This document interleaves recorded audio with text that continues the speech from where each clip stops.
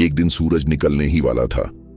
सारी प्रकृति शांत, पक्षियों की हल्की आवाज और नदी का धीमा बहाव। उसी समय रोहन की नजर नदी किनारे पड़े एक बहुत बड़े पत्थर पर पड़ी। उसका दिल जैसे रुक सा गया।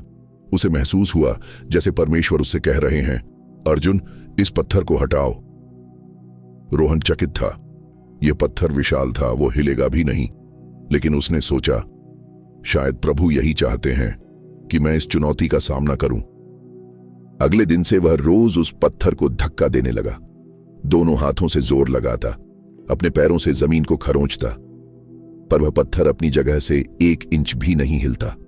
दिन बीत गए, हफ्ते बीत गए, महीनों तक वही रूटीन, धक्का देना, थकना और घर लौटना। रास्ते में लोग उसका मजाक उड़ाते, अरे रोहन, ये पत्थर नहीं हिलेगा। लेकिन रोहन हार नहीं मानता। वह सोचता, अगर परमेश्वर ने कहा है तो कुछ तो उद्देश्य होगा। एक दिन वह पूरी तरह टूट गया। मौसम गर्म, शरीर पसीने से भरा, हाथों में छाले। वह जमीन पर गिर पड़ा और रो पड़ा। उसने कहा, प्रभु, मैं आपकी आज्ञा निभाते निभाते थक गया हूं। आपने कहा था पत्थर हटाओ, लेकिन मैं नहीं कर पाया। क्या मैं असफल हूं? वह रोता रहा और आसमान की ओर देखता रहा।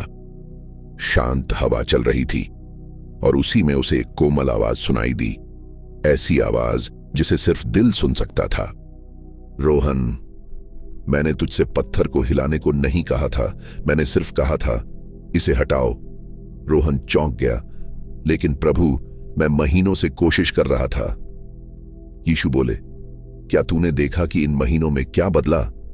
रोहन ने अपने हाथों को देखा जिनमें ताकत आ चुकी थी। कंधे चौड़े हो गए थे, सहन शक्ति बढ़ गई थी। उसका विश्वास गहरा और मजबूत हो गया था। रोहन, पत्थर को हटाना मेरी जिम्मेदारी थी, मजबूत बनना तेरी। रोहन की आंखों से आंसू बहने लगे, लेकिन इस बार यह कमजोरी के नहीं बल्कि कृतज्ञता के आंसू थे। उसे अचानक यशायाह 41 का 10 वचन याद आया, मत डर क्योंकि मैं तेरे संग हूं, मत घबरा क्योंकि मैं तेरा परमेश्वर हूं। मैं तुझे दृढ़ करूंगा और तेरी सहायता करूंगा। उसे अब समझ आ गया था, वह महीनों से हार नहीं रहा था, वह महीनों से तराशा जा रहा था।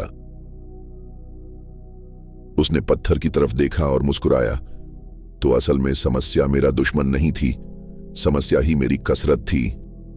यीशु मुझे मजबूत बना रहे थे।